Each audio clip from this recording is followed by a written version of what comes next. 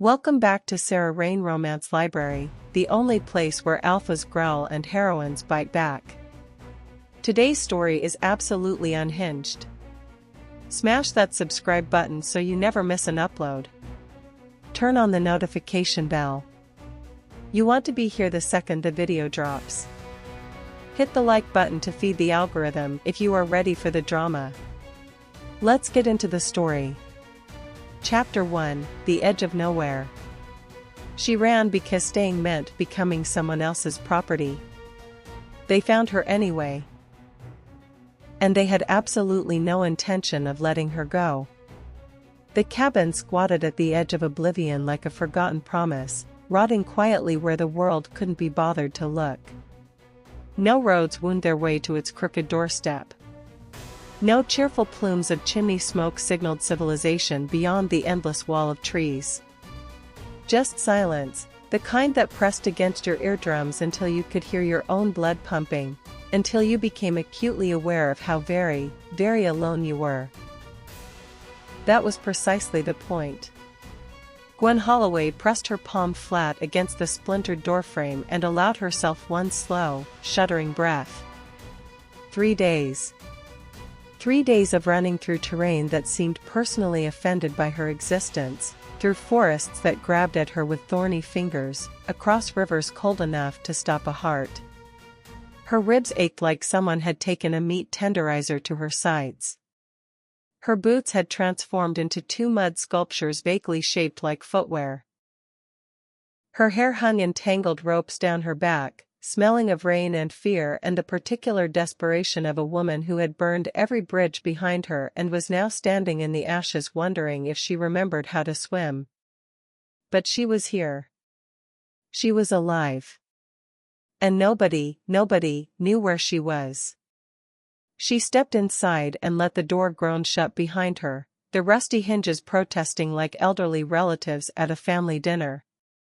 The air hit her immediately. Stale, thick with dust and the memory of neglect. A single window permitted a shaft of pale, apologetic light to creep across the floor, illuminating a scene of picturesque abandonment. The floorboards creaked beneath her weight, threatening mutiny with every step. Gwen surveyed her new kingdom with the critical eye of someone who had officially run out of options.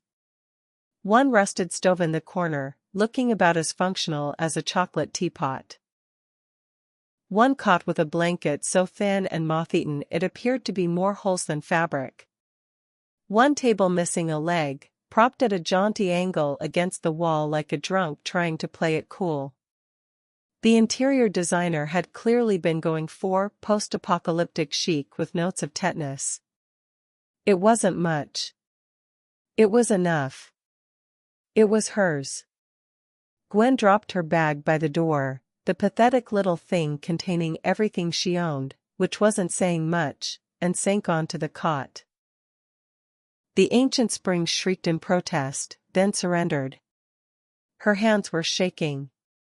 She pressed them together, hard, knuckles going white, until the trembling finally, reluctantly, stopped. You made it, she told herself. 3 days. 3 nights. No scent trail. No bond pull. No alpha dragging you back to a fate you didn't choose. Her chest tightened at the thought. They'd said it was an honor. The elders, the pack members, her own mother. They'd all stood there with their knowing smiles and their congratulatory platitudes, telling her that every Omega dreamed of being chosen. That she should be grateful. That Marcus Thorne was a fine alpha, a strong alpha, and that her selection was a blessing from the moon herself. They lied. They lied the way people always lied when they wanted you to walk quietly into a cage. With gentle voices and reasonable explanations and the subtle implication that your objections made you broken rather than brave. Marcus Thorne was not a fine alpha. Marcus Thorne was a predator who wore civilization like an ill-fitting suit, whose eyes had tracked her across every pack gathering with the patience of something that enjoyed the hunt more than the catch. She'd seen what happened to his previous intended mate. She'd seen the way the light had slowly drained from the woman's eyes until there was nothing left but quiet obedience and a smile that never quite reached her expression anymore. Gwen would rather die in this rotting cabin, surrounded by mice and regret, than become another hollow shell wearing Marcus's marks. She closed her eyes and let the silence settle over her like a blanket, not the thin, moth-eaten one on the cot, but something thicker, more substantial. Out here, there were no pack laws. No ceremonies. No eyes watching her every move, waiting for her to submit. No Marcus with his possessive gaze and his patient smile that promised nothing good. Out here, she could breathe. For the first time in weeks, no, months, her heartbeat actually slowed. The constant thrum of anxiety that had become her baseline began to fade, replaced by something almost resembling peace.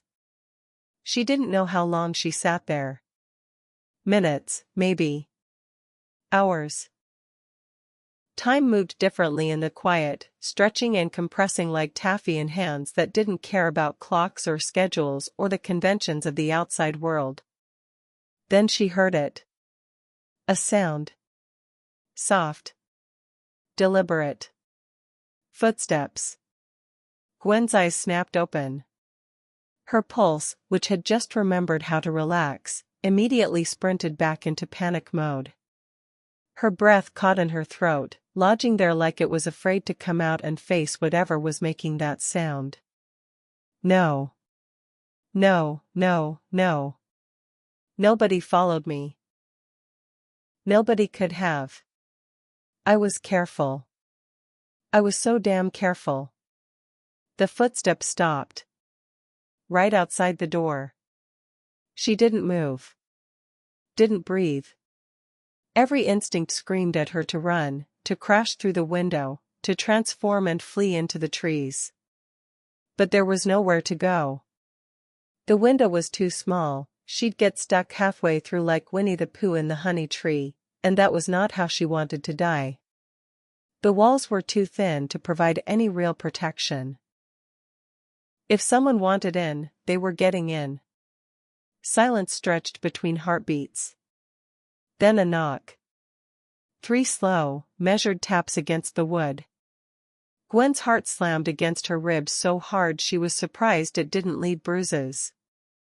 Who knocks in the middle of nowhere? Serial killers? Overly polite bears?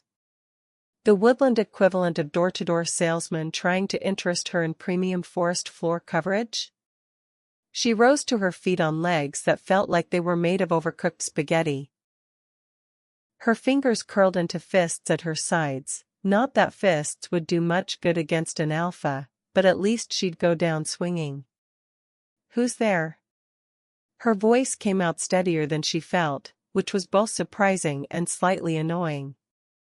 Apparently, her vocal cords hadn't gotten the memo about the panic attack happening in the rest of her body. No answer. Just another knock. Louder this time. More insistent. Gwen swallowed hard and took one step toward the door. Then another. Each footfall on the creaky floor sounded like a gunshot in the silence.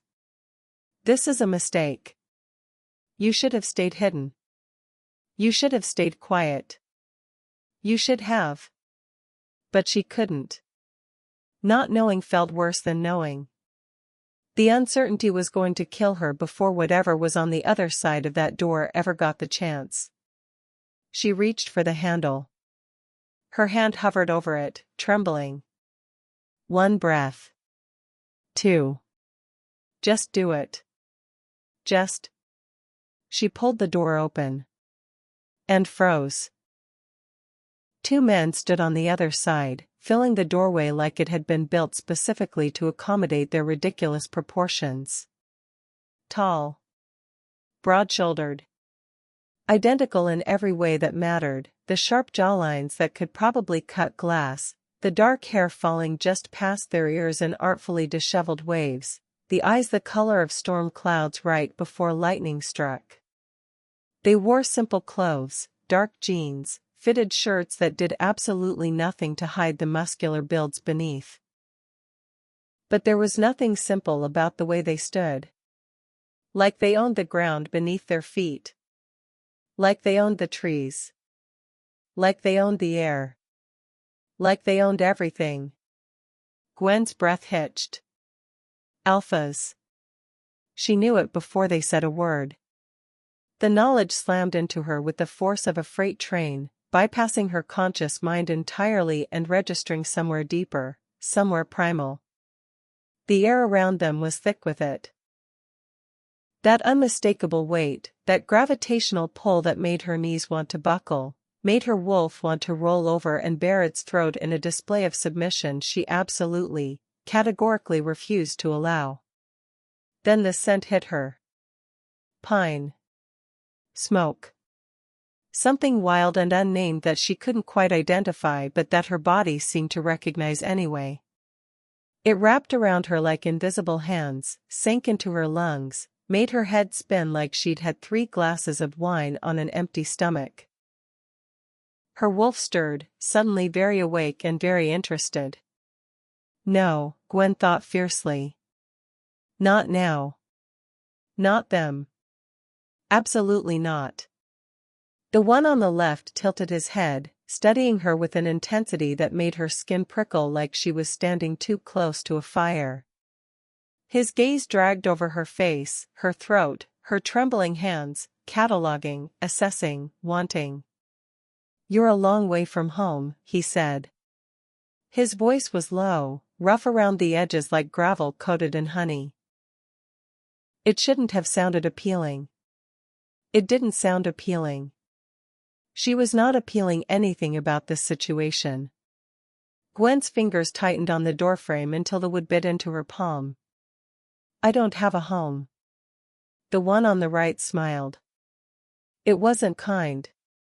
It was the smile of someone who knew something you didn't, and who was enjoying your ignorance entirely too much. "You do now." Her stomach dropped like she'd stepped into an elevator shaft. "I don't know who you think I am," she said, forcing steel into her voice that she absolutely did not feel. "But you've got the wrong person." "No." The first one's voice held absolute certainty. "We don't." He took a step forward. Gwen took a step back. "Stay away from me." "Can't do that." His eyes never left hers.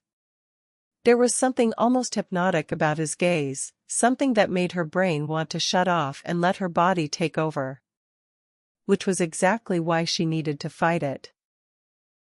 The second one moved closer, flanking her other side. Classic predator positioning. Classic alpha positioning. They were boxing her in, and they knew exactly what they were doing. "I didn't run from you," she said. "I don't even know who you are." "Doesn't matter." The first one's expression was infuriatingly calm. "You're ours now." Ours. Not his. Not one alpha's claim. 2. Gwen's pulse roared in her ears.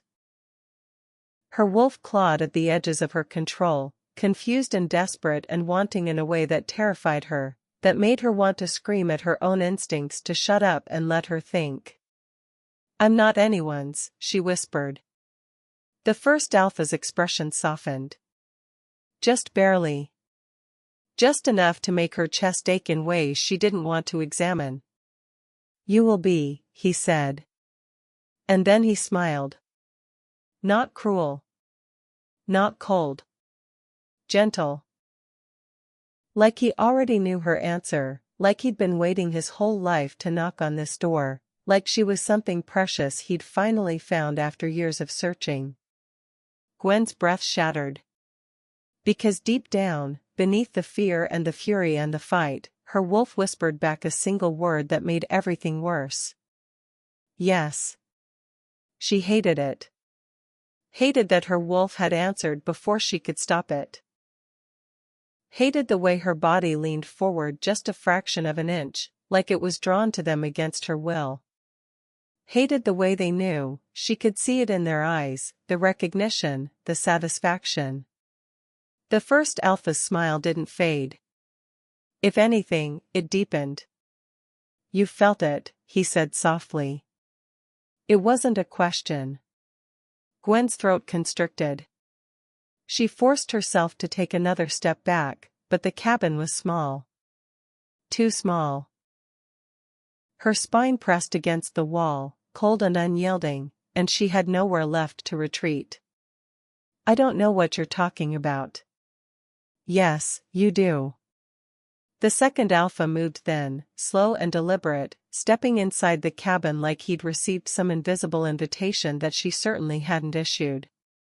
The door swung wider behind him, and the light from outside framed them both, casting long shadows across the warped floorboards. Gwen's breath came faster. You need to leave. We will.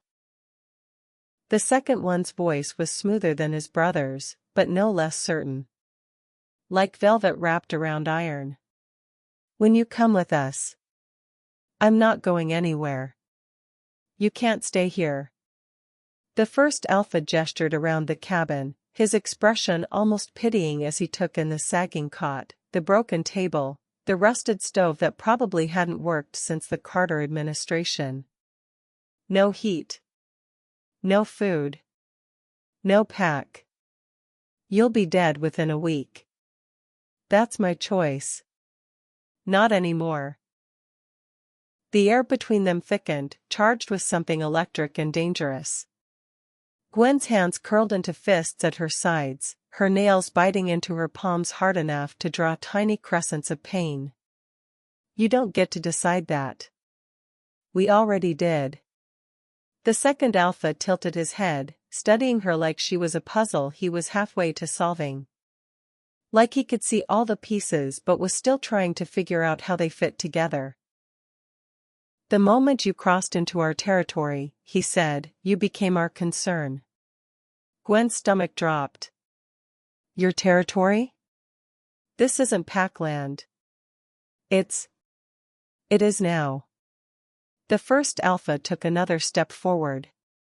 Close enough now that she could see the flecks of silver scattered through his storm-gray eyes. Close enough that his scent wrapped around her like a second skin, pine, smoke, something darker underneath that she couldn't name but that her body seemed to recognize on a cellular level. Her wolf stirred again, restless and aching. No. Not them. Anyone but them. We've been looking for you, he said quietly. Gwen's breath hitched. You don't even know me. We know enough. You know nothing. His gaze softened. Just barely. Just enough to make her chest tighten in ways she wasn't prepared to handle. We know you ran, he said. We know you're scared. We know you think you're safer alone. I am safer alone. You're not. The second alpha's voice cut through the space between them, sharp and final as a closing door. And you know it. She wanted to argue. Wanted to scream at them to get out, to leave her alone, to let her disappear into the woods and never look back. But the words stuck in her throat. Because he was right. She wasn't safe. Not really. Not out here with no pack, no bond, no one to call if the cold got too deep or the hunger got too sharp. Not back there, either, where they'd tried to tie her to an alpha she didn't choose, didn't want, didn't love. Nowhere was safe. Except. Her wolf whispered it again, softer this time. Them. Gwen's knees threatened to buckle. Why me? The question slipped out before she could stop it. There are other Omegas. Stronger ones. Ones who actually want this. The first alpha's expression shifted. Something raw flickered across his face, there and gone before she could name it. Because you're ours, he said simply. The second alpha nodded. We've known since the first time we caught your scent. Gwen's heart slammed against her ribs. That's impossible. I've never. 3 weeks ago. The first one interrupted her denial with maddening calm. You passed through Silver Creek Falls. You stopped at the diner on the edge of town. Ordered coffee, black, no sugar. Gwen's breath caught. She had stopped there. Just for an hour. Just long enough to rest before she kept moving. You sat by the window, the second alpha continued, his voice low and steady like he was reciting facts rather than describing a moment that was apparently life-changing. You didn't talk to anyone. Didn't look at anyone. But we were there, the first one said. And the second you walked in. He paused, his storm-gray eyes holding hers. We knew. The room tilted. Gwen pressed her palms flat against the wall behind her, trying to anchor herself to something solid. That's not how it works, she whispered. It is for us. The second alpha stepped closer. Close enough now that she could feel the heat radiating off him like he was his own personal furnace. Close enough that her wolf whined, desperate and confused and wanting. We're twins, he explained.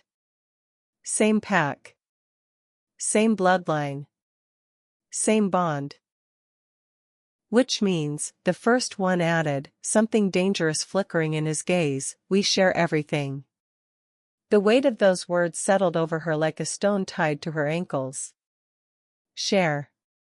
Gwen's pulse roared. No. She shook her head hard enough to make herself dizzy. No. I didn't run from one alpha just to end up with two. You didn't run from an alpha. The first one's voice was gentle, almost unbearably so. You ran from a bond you didn't choose. This is the same thing. It's not. How? Her voice cracked, and she hated herself for it. How is this any different? The second alpha reached out, slow, careful, like he was approaching a wild animal that might bolt at any sudden movement. His fingers brushed her wrist. Just barely. Just enough to send a shiver racing up her arm and down her spine. Because we're not asking you to submit, he said quietly. The first alpha's gaze locked onto hers. We're asking you to stay. Chapter 2, The Weight of Wanting. Gwen's breath shattered in her chest. The touch at her wrist burned, not painful, not unwelcome, but present in a way that made every nerve ending in her body stand at attention. Her wolf surged forward, clawing at her control, begging her to lean in, to let them closer, to stop fighting something that felt like gravity. But she couldn't. She couldn't. I don't even know your names, she whispered, and the admission felt like both a shield and a surrender. The first alpha smiled. Soft. Real. Like she'd given him something precious instead of a desperate deflection. Arthur, he said. The second one's thumb traced a slow circle against the inside of her wrist, a maddening rhythm that made her pulse stutter. Ethan. The name settled into her chest like they'd always belonged there, like her heart had been holding spaces for them that she'd never noticed until now. Gwen closed her eyes. This is a mistake. This is dangerous. This is. Stay, Arthur said again. His voice was barely more than a breath, but it hit her harder than a shout. Just for tonight. Let us prove you're wrong. She should say no. She should push them away, lock the door, disappear into the trees before they could follow. Every survival instinct she possessed was screaming at her to run. But when she opened her eyes, all she saw was them. Waiting. Not demanding. Not commanding. Just waiting. And for the first time in weeks, she didn't want to run. She wanted to stand still. She wanted to see what happened if she stopped fighting for just one moment. Her fingers twitched. Not toward them. Not away. Just suspended in the space between retreat and surrender. Ethan's thumb was still tracing that slow, maddening circle against her wrist. Arthur's eyes hadn't left hers. The silence stretched like taffy, sweet and unbearable. One night, she heard herself say. The words felt like stepping off a cliff. Like jumping and hoping, praying that something would catch her before she hit the ground. Arthur's expression didn't change, but something in his posture eased, just slightly, like he'd been holding his breath for hours and had finally remembered how to let it go. One night, he agreed. Ethan's hand slipped away from her wrist, and the absence of his touch felt like cold water, shocking and unwelcome. Gwen exhaled slowly, trying to convince her hammering heart that this was fine, that she was fine, that she hadn't just made the worst decision of her increasingly chaotic life. Or the best, her wolf whispered traitorously. Shut up, Gwen thought back. Arthur stepped back, giving her space. Ethan did the same. They moved in sync, fluid and coordinated, like they'd done this 1,000 times before, like they didn't need words to know what the other was thinking. It should have been comforting. It wasn't. It was terrifying in an entirely new way, because it meant they were used to this. Used to reading each other. Used to working together. Used to pursuing what they wanted with the kind of silent coordination that suggested they rarely, if ever, failed. You can't both stay here, Gwen said, forcing practicality into her voice because practical was safe. Practical was something she could hold on to. There's barely room for one person. This isn't exactly a luxury resort. Arthur glanced around the cabin, his gaze sweeping over the sagging cot, the three-legged table, the stove that looked like it had given up on life sometime during the Reagan administration. His jaw tightened in a way that suggested he was restraining himself from saying something she wouldn't like. You've been living like this? I've been surviving. Gwen crossed her arms defensively. There's a difference. That's not the same thing. It's close enough. Ethan moved toward the corner where a small stack of wood sat, damp and splintered from exposure. He picked up a few pieces, testing their weight with a practiced eye. We'll make do. We? Gwen's eyebrows shot toward her hairline. Did I miss the part where I invited you to move in? Because I'm pretty sure that didn't happen. Arthur's lips twitched. Actually twitched, like he was fighting back a smile. On someone else, it might have been charming. On him, it was infuriating. You said one night. One night of what, exactly? Because if you're expecting room service, I have to warn you that the kitchen is closed. Permanently. Also, the kitchen is that rusty thing in the corner that I'm about 70% sure will give me tetanus if I look at it too closely. Ethan laughed. The sound was unexpected, warm and genuine and startlingly human. It transformed his face from intimidating alpha into something almost approachable, and Gwen's traitorous heart did a little flip that she aggressively ignored. She's funny, Ethan said to Arthur. I noticed. I'm also standing right here, Gwen muttered. Just in case you forgot. We didn't forget. Arthur's gaze found hers, and something in his expression made her breath catch. Trust me. We couldn't forget you if we tried. The words hung in the air between them, heavy with meaning that Gwen didn't want to examine too closely. She turned away, crossing to the window because looking at them was too much, because the earnestness in their eyes was eroding her defenses faster than she wanted to admit. Outside, the trees were dark against the fading light. The sky had bruised into twilight, the last traces of day bleeding into shadow like watercolors running together. She pressed her forehead against the cold glass and tried to remember why she was fighting this. Because they're alphas, she reminded herself. Because you ran from one cage, and you're not about to walk into another. Because wanting something doesn't mean it's safe. Because. Gwen. She stiffened at the sound of her name in Arthur's voice. She hadn't told them her name. Had she? No. No, definitely not. So how? How do you know my name? We told you. Ethan's voice came from near the stove, where the soft crackle of kindling catching fire had begun to fill the cabin with warmth.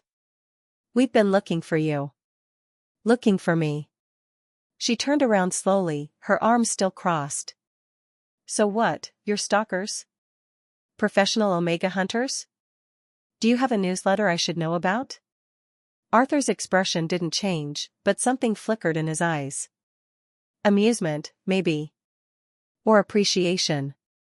We're alphas. When we catch our mate's scent, we follow it." "Your mates," Gwen's voice rose to a pitch only dogs should be able to hear. "Okay, hold on. We need to pump the brakes here, because I definitely did not sign up for the M-word. I said one night. One night. That's it. That's the whole deal. No mating, no marking, no. We're not going to mark you." Ethan's voice was calm, steady. He rose from where he'd been coaxing the fire to life and turned to face her. "Not unless you ask us to." "Which I won't." "Which you might," Arthur said quietly. "Eventually." "There is no eventually." Gwen threw her hands up. "There is tonight. There is tomorrow morning, when you leave. There is the rest of my life, which I will spend alone in this admittedly terrible cabin, eating questionable berries and slowly losing my mind. That's the plan. That's the only plan." The twins exchanged a glance. Something passed between them. Some silent communication that Gwen couldn't read, but that made her deeply suspicious. "What?" she demanded. "What was that look?" "Nothing," Ethan said innocently. "It wasn't nothing. That was definitely something. That was a 'we have a secret' look. I've seen that look before. That look leads to bad things." Arthur moved toward her, slow and unthreatening, stopping a few feet away with his hands raised slightly in a gesture of peace. "We're not going to force you into anything. We told you that. You also barged into my cabin uninvited, so forgive me if I'm a little skeptical about your respect for boundaries. We knocked." "Oh, well, in that case." "Gwen." His voice was soft, cutting through her sarcasm like a blade through butter. "We know you're scared. We know you've been hurt. We know you think all alphas are the same. Aren't you?" The question came out harder than she intended, sharp with years of accumulated evidence. All the alphas she'd known. All the ones who'd talked about protection while meaning possession. All the ones who'd spoken of choice while offering none.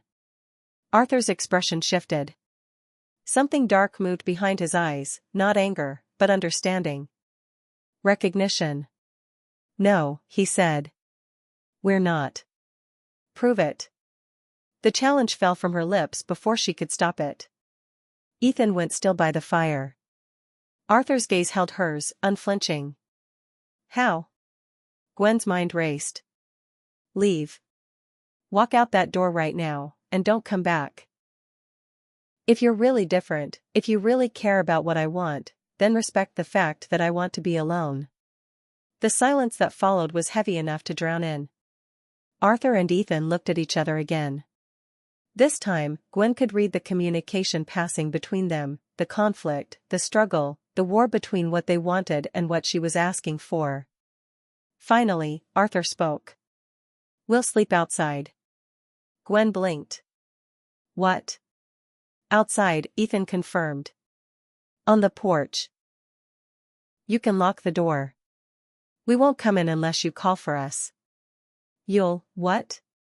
She stared at them like they'd grown extra heads. "It's freezing out there. We're alphas." Arthur's lips quirked. "We run hot." That's not."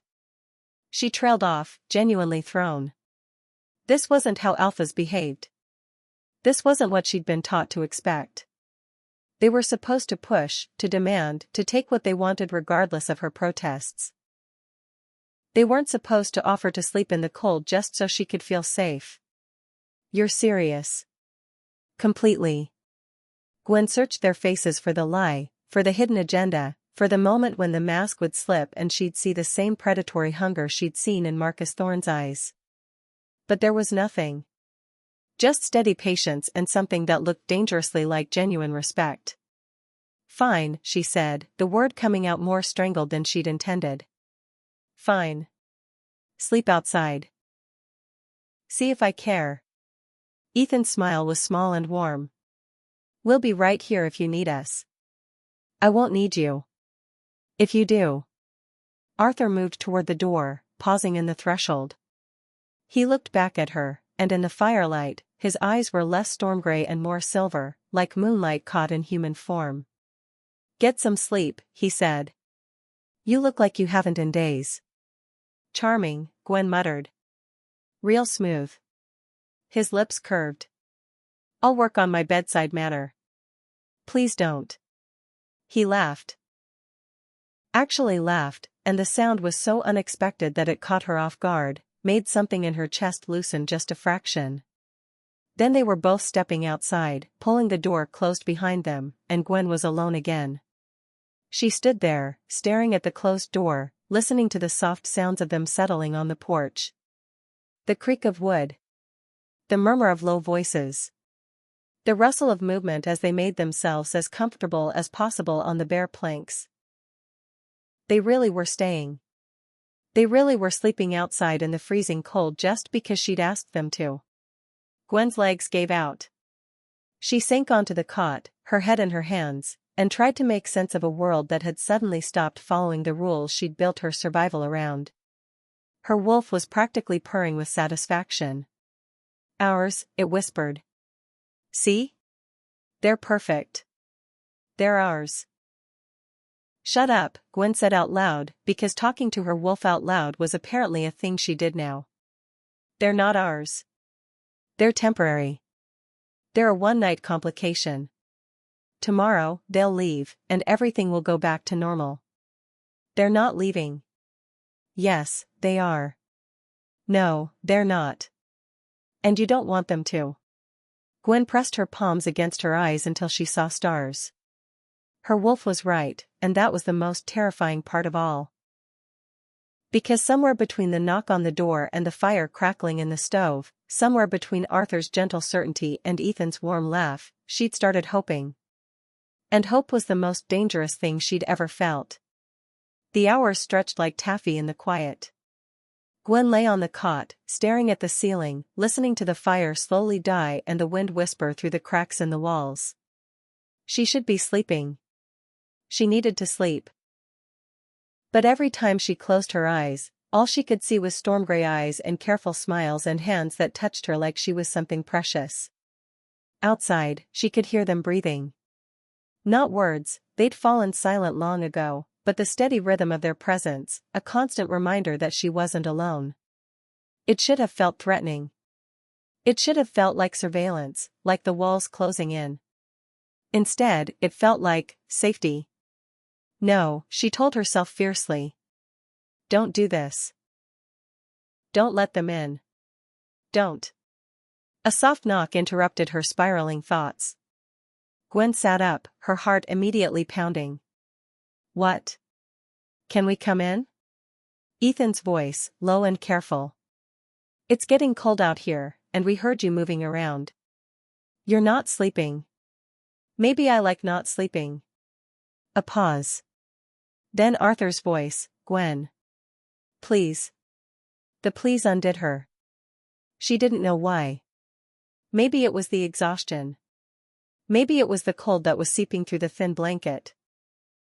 Maybe it was the fact that she'd been running for so long, fighting for so long, that the simple act of someone asking instead of demanding broke something inside her. Fine, she said. Come in. But stay on your side of the cabin. The door opened, and they entered like they'd been waiting for the invitation their whole lives, which, if their claims were true, they had been. Arthur went straight for the stove, adding wood to the dying fire. Ethan closed the door against the cold and leaned against it, his gaze finding hers in the dim light. Thank you, he said. Don't thank me yet. I reserve the right to kick you out at any moment. Noted. Arthur got the fire going again, warmth beginning to spread through the cabin like a slow exhale. He straightened and looked at her, really looked at her, and something in his expression made her chest ache. "When's the last time you ate?" The question caught her off guard. I don't remember." "When's the last time you slept?" "Really slept?" "I don't." She trailed off, suddenly aware of how ragged she must look. How hollow. "It's been a while." Arthur and Ethan exchanged another glance, that silent twin communication that she was starting to find both impressive and annoying. Ethan pulled something from his jacket. A wrapped bundle, bread, dried meat, an apple. He crossed the room and held it out to her. "Eat." Gwen stared at the food. Her stomach twisted.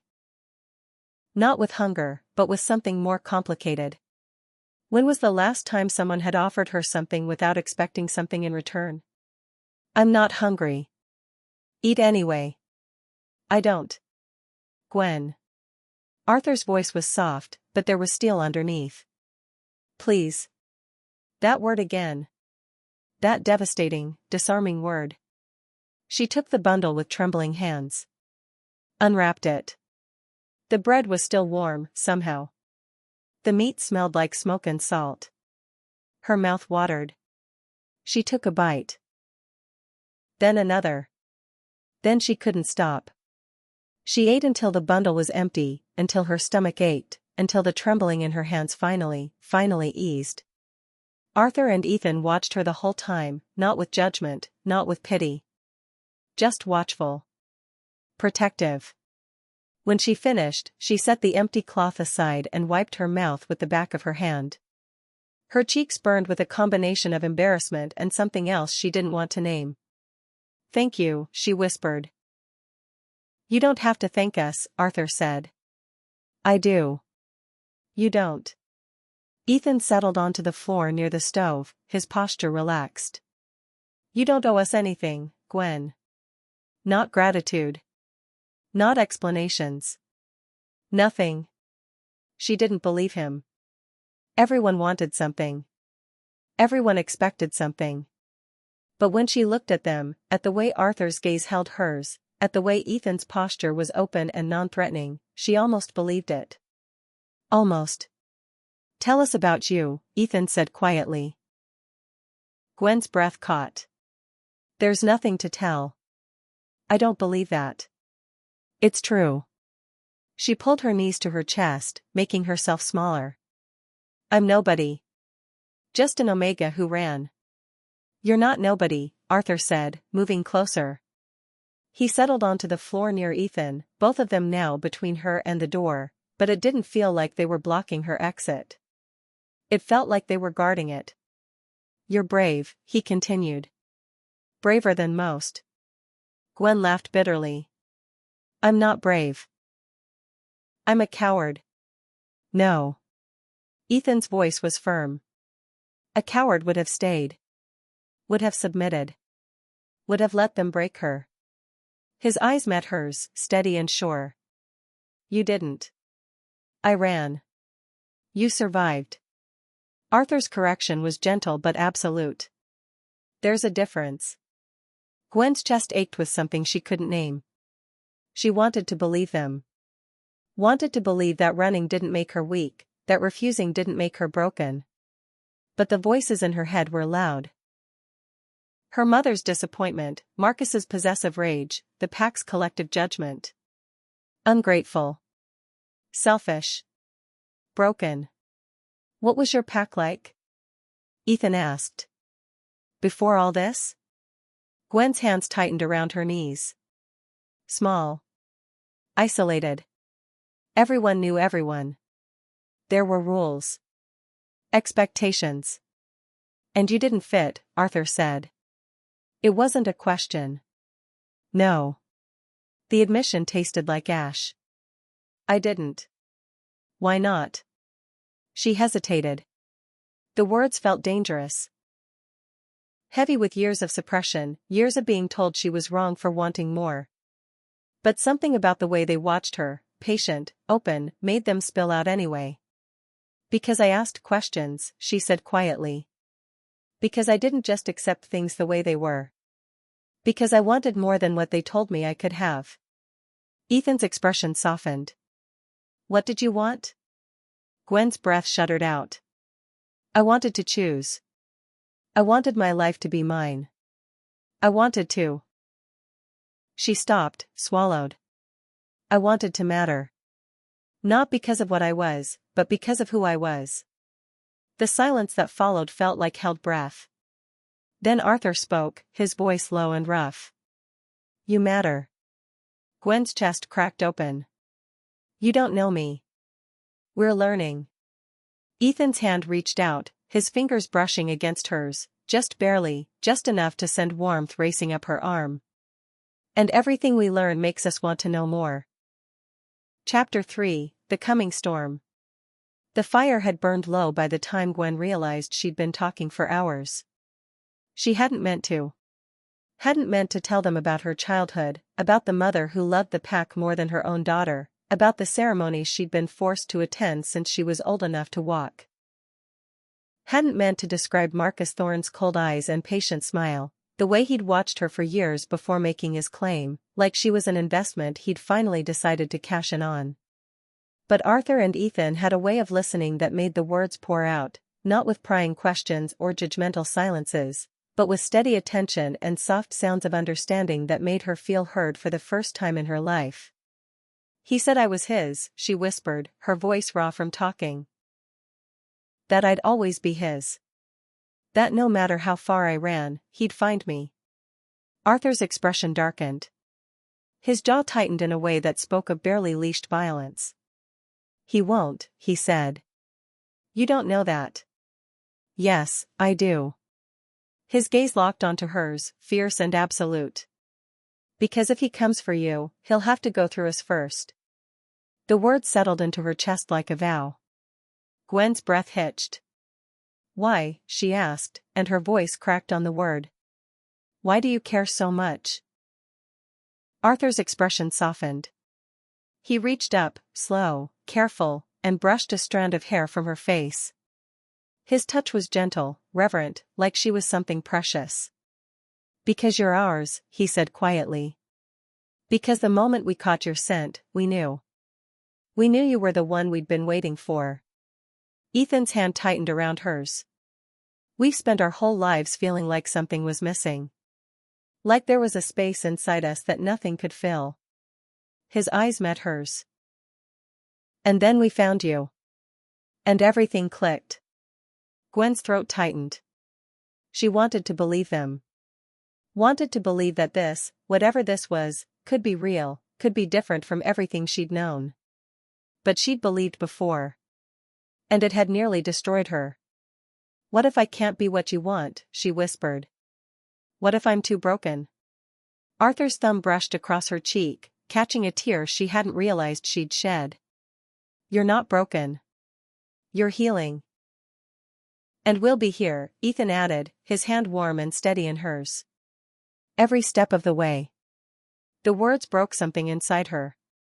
Gwen didn't realize she was crying until Arthur was brushing away more tears, until Ethan was pulling her into his arms, until she was surrounded by warmth and the scent of pine and smoke in them.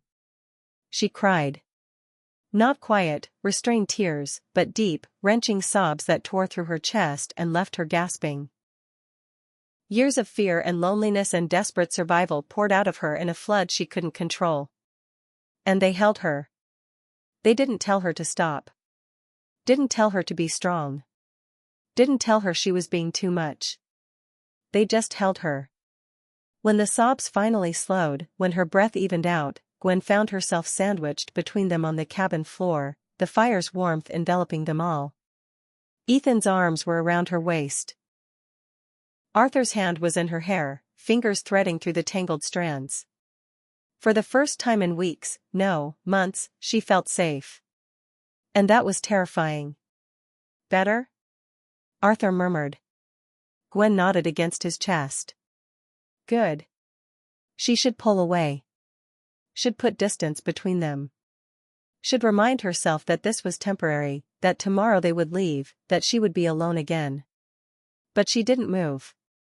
Couldn't move. Didn't want to move. Stay with us, Arthur said quietly. Not just tonight.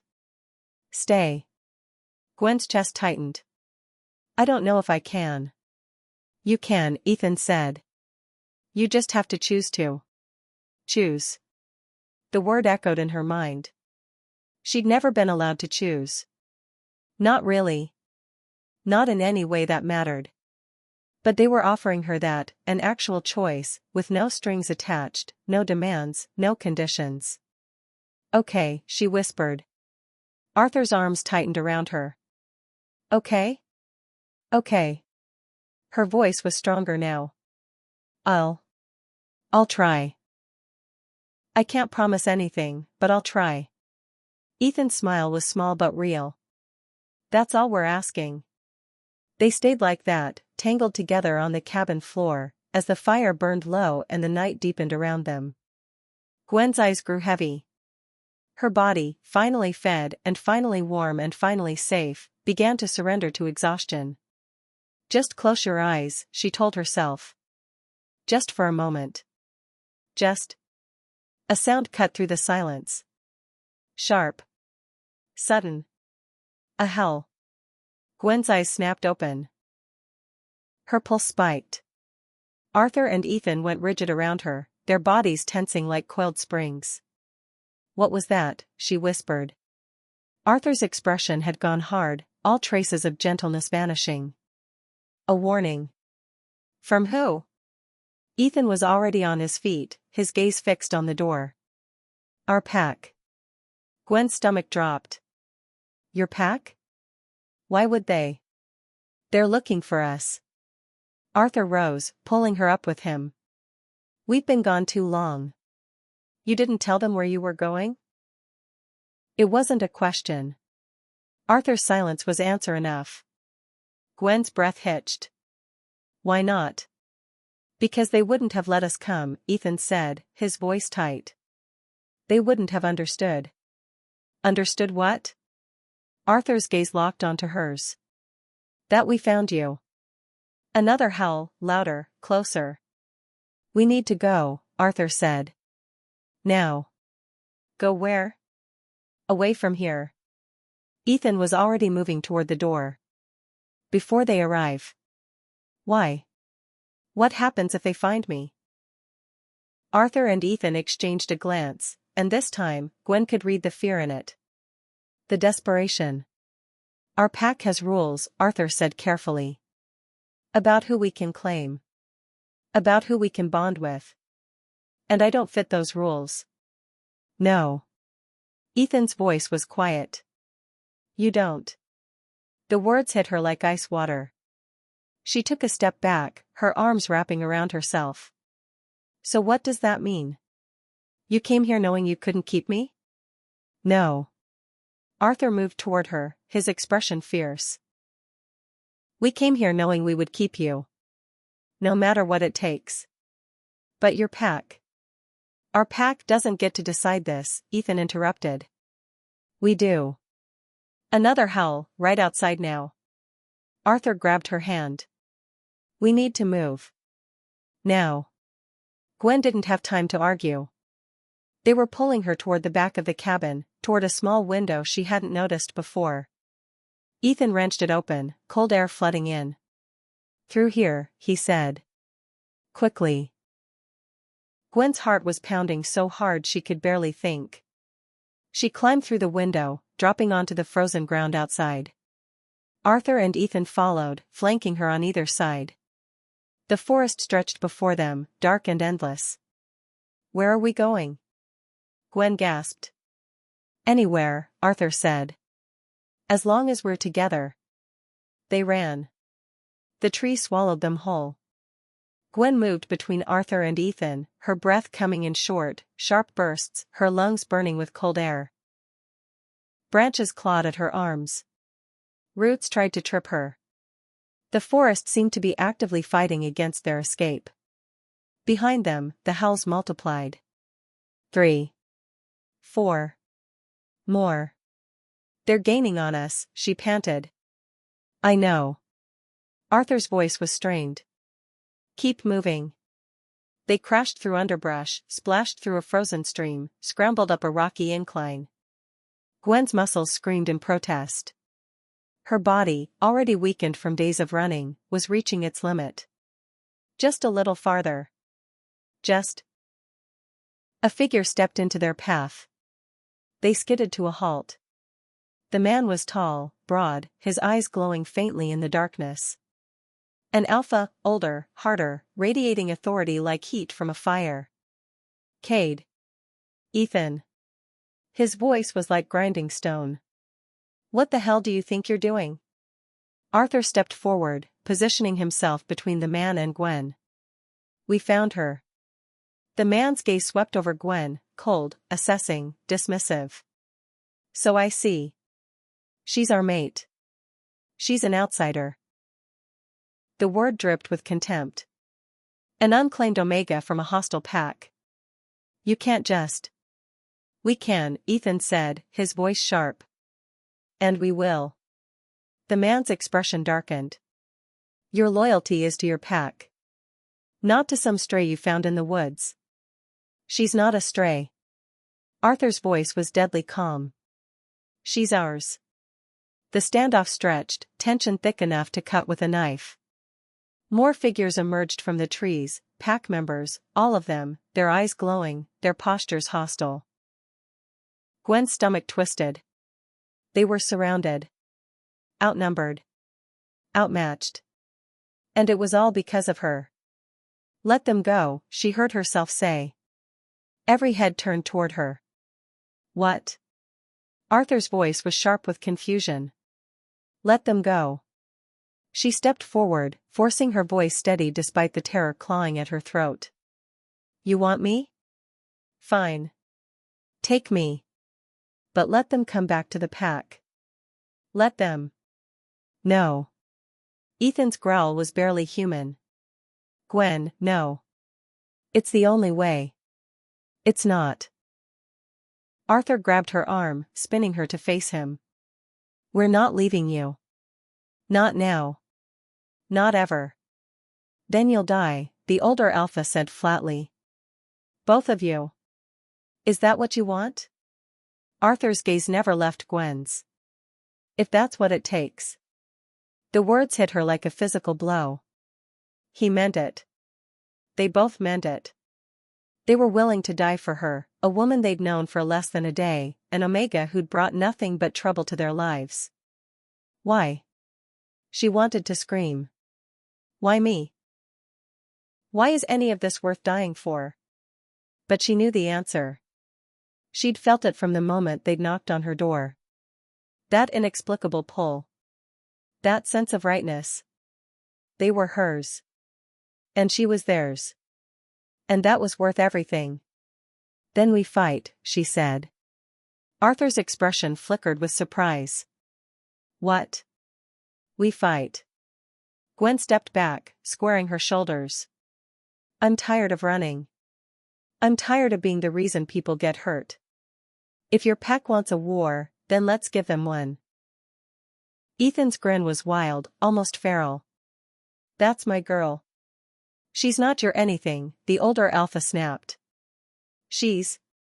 The howl cut him off. But this one wasn't from the pack surrounding them. This one came from behind, from deeper in the forest. And Gwen recognized it. Her blood ran cold. No, she whispered. No, no, no. A massive black wolf emerged from the trees, flanked by dozens of others. The wolf's eyes gleamed with cold triumph. Marcus Thorne. He'd found her. Chapter 4, The Choice. The black wolf stopped at the edge of the clearing, and the silence that followed was deafening.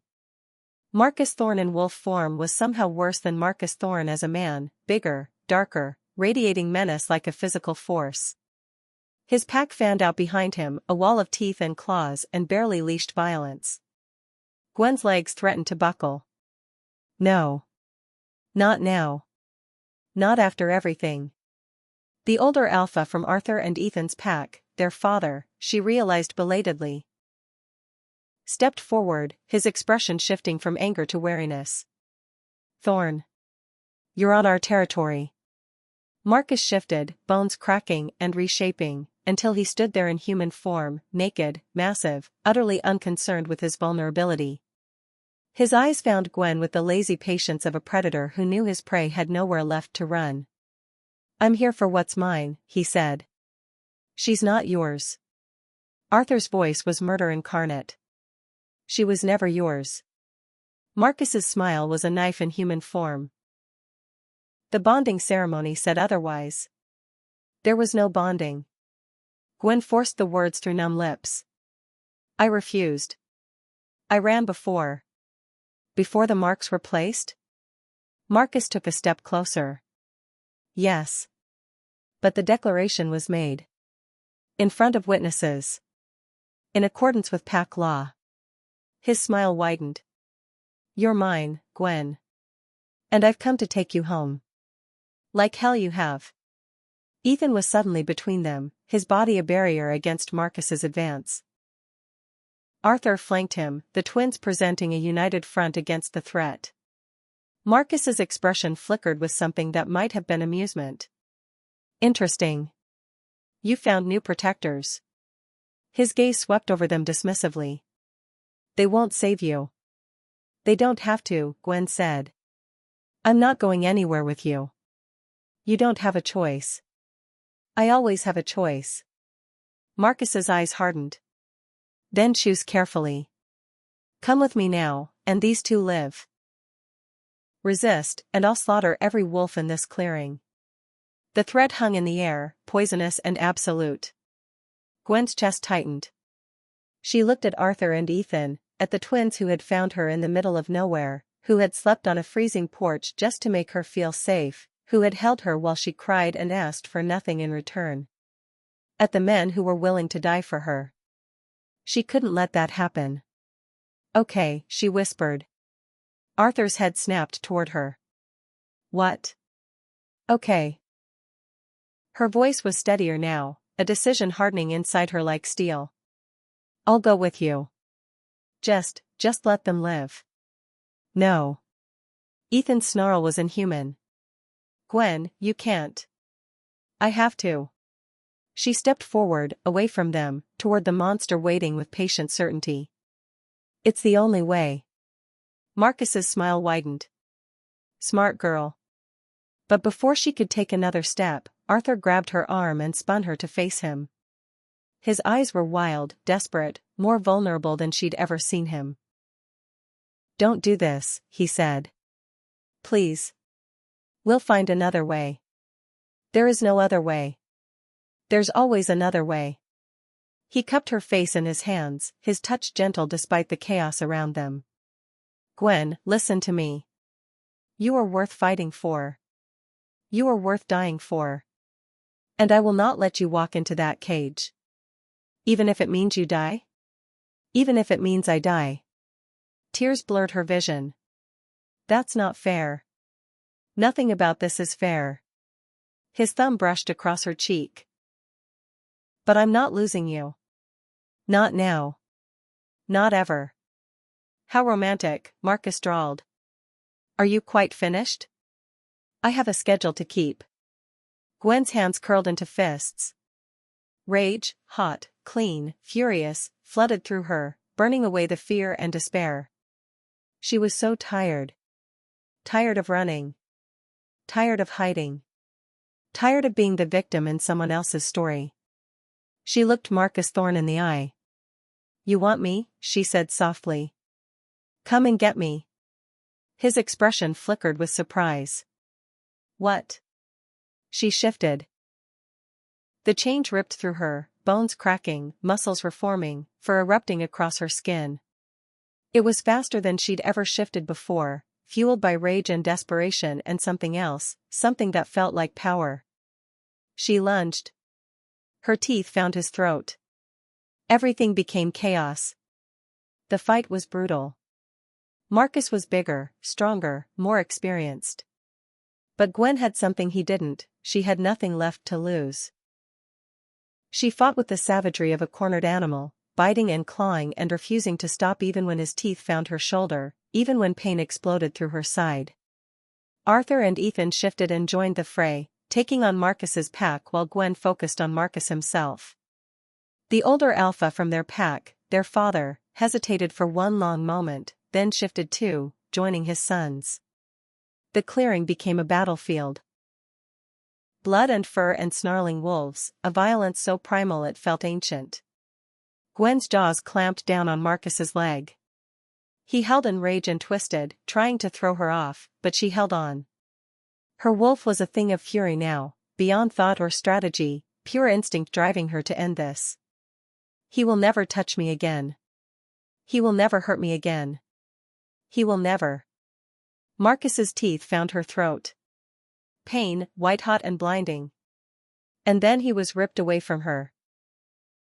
Arthur, in wolf form, massive and dark as a thundercloud, had Marcus by the neck. He shook the alpha like a rag doll, then threw him across the clearing with impossible force. Marcus crashed into a tree and didn't get up. The fighting stuttered to a halt. Marcus's pack, seeing their alpha fallen, began to retreat, one by one, then all at once, disappearing into the forest like shadows fleeing dawn. Silence descended. Gwen shifted back to human form, her body screaming in protest. Blood dripped from the wound at her throat, not deep enough to kill, but close. Too close. Arthur shifted too, his human form suddenly beside her, his hands pressing against the wound to stanch the bleeding. "You idiot," he growled. "You absolute, reckless, insane." "I know," she whispered. "You could have died." "I know. I love you." The words ripped out of him like he couldn't hold them back anymore. "I love you, and I can't. Gwen smiled through the pain. "I love you too." Ethan dropped to his knees beside them, his face drawn with fear. "She needs a healer. Now." Their father approached, his expression unreadable. He looked down at Gwen, at the blood, at the wound, at the Omega who had just taken down an Alpha in single combat. "She fought," he said slowly. "For us." "She did." Arthur's voice was steel. "And if you think we're letting her go after this—" "I don't." The words hung in the air. Arthur blinked. "What?" The older Alpha's expression softened. "Just barely, just enough. She fought. She bled. She protected my sons." He looked at Gwen with something that might have been respect. "That makes her pack." Relief crashed through Gwen so hard she almost sobbed. "We need to get her to the healers," Ethan said urgently. "Now." Arthur scooped her into his arms, cradling her against his chest like she was something infinitely precious. "I've got you. I've got you." Gwen's eyes fluttered closed. The last thing she felt was the steady beat of his heart against her cheek. The last thing she heard was his voice, soft and sure. "You're safe now. You're home." Epilogue, home. 3 months later, the cabin at the edge of nowhere had been transformed. Gone were the moth-eaten blanket and the 3-legged table. In their place, proper furniture, a working stove, windows that actually kept out the cold. Arthur and Ethan had rebuilt it piece by piece, turning Gwen's hiding place into something resembling an actual home. She stood in the doorway now, watching the sunset paint the forest in shades of gold and amber. Her hand rested on her stomach, not yet showing, but she knew. They all knew. Twins. Of course it was twins. "You're going to have your hands full," the pack healer had said, barely suppressing a grin. "Twin alphas, twin pups. The moon has a sense of humor." Gwen had laughed. Really laughed, for the first time in years. Now, arms wrapped around her from behind. 2 sets of arms, 2 familiar scents, 2 heartbeats pressed against her back. "Dinner's ready," Ethan murmured against her hair. "I'm not hungry." "Liar," Arthur said. "You're always hungry these days." "That's your children's fault." "Our children are perfect," Ethan declared. "They take after their mother." Gwen snorted. "Flattery will get you nowhere." "It got us you," Arthur pointed out. "I'd say it works pretty well." She turned in their arms, looking up at the two men who had knocked on her door and refused to leave. The two alphas who had fought for her, bled for her, loved her without conditions or demands. "Thank you," she said softly. Arthur's brow furrowed. "For what?" "For finding me. For staying. For not giving up." Ethan's smile was warm as summer. "We'll never give up. Not on you. Not on this. You're stuck with us," Arthur added. "Forever." Gwen's throat tightened with emotion. "I can live with that." "Good." Ethan pressed a kiss to her forehead. "Because you don't have a choice." She laughed, leaning into their embrace. "I always have a choice. And you chose us." "I chose me," she corrected. "You two just happened to come along with the package." Arthur's chest rumbled with laughter. "Fair enough." They stood there as the sun sank below the horizon, the three of them wrapped together against the coming night. The forest was quiet. The world was still. And for the first time in her life, Gwen Holloway wasn't running. She was home.